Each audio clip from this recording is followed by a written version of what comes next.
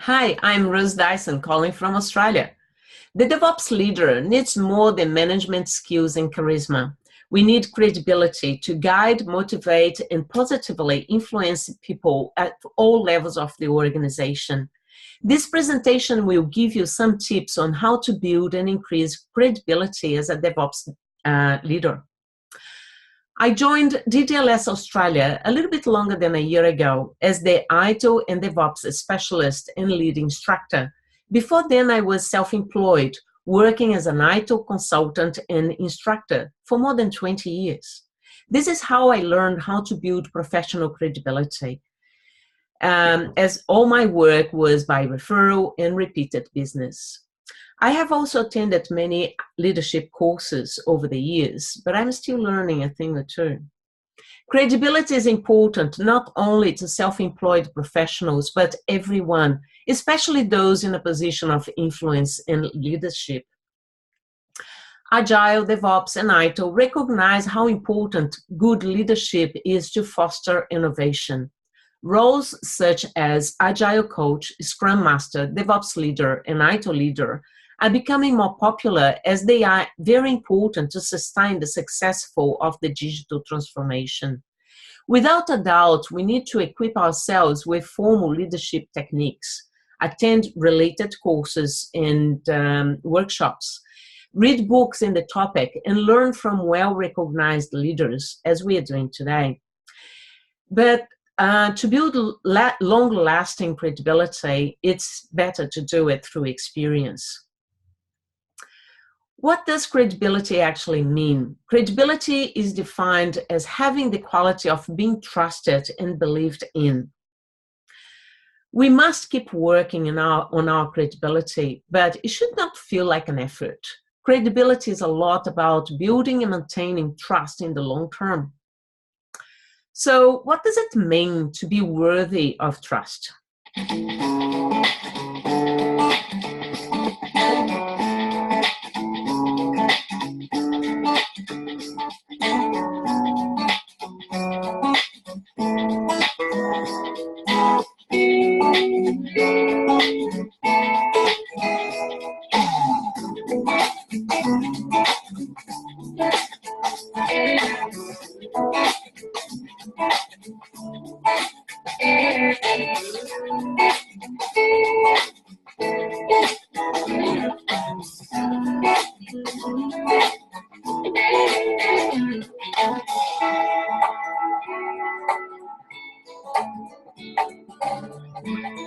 Transparency.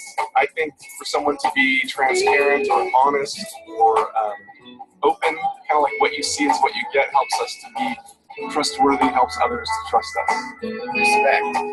Without respect, you can't really have a relationship with anybody. That is very true. Competence is also very important. If you don't already know your area of expertise, then that should be your first step. Look at your talents and find the area that you're most competent in and comfortable with. You also need to be well educated in this area. Know the facts and the relevant data. You may need to commit some time to read about it, research, be updated and well informed. Be the go-to person in the area of your competence. Don't try to know everything about it, but be knowledgeable and confident on what you know. Don't lie.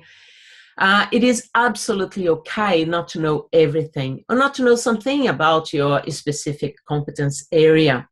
But make sure that if it is something that you do need to know, you inform yourself about it, but don't lie about it. What's the problem?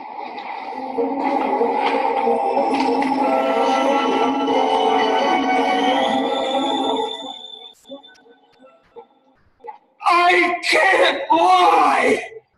Commendable, Mr. Reed. Encourage others to inquire and provide them with guidance so they can learn how to learn. Give a man a fish and you will feed him for a day. Teach a man how to fish and you will feed him for a lifetime. Practice empathy. Empathy is a strong characteristic of the transformational leader, such as DevOps leaders. When you look at someone, make sure you see the person in front of you. Listen with care, pay undivided attention, and respond with meaning. Consider their feelings before you respond or act. Explain the challenge clearly. Illustrate the win for them as well. Show commitment and ownership. Walk the talk. Practice what you preach. Make time to nurture yourself so you will be ready to help others. Remember what they say on the safety instructions at the airplane. Put your oxygen mask before you help anyone else. Don't commit to something you cannot do, and do what you have committed yourself to. When you book a meeting, don't be late. Be on time. Avoid rescheduling and canceling. Some of us can improve our time management skills. There are plenty of tips and short videos online that can help us. We need to make time to learn. Follow on any action assigned to you, and only commit to deadlines that you think you can achieve. Say what you do and do what you say, or learn how not to say anything at all. Be genuine and sincere. Be careful with ego. Celebration and acknowledgement are very important in leadership, but do it respectfully. Share your excitement, but without boasting. Overconfidence can get us in trouble sometimes. We gain more with well-balanced modesty than with excessive self-promotion. Lead by example. Don't worry, your successes are being recognized by the right people. Address people by their first name whenever possible. This creates rapport.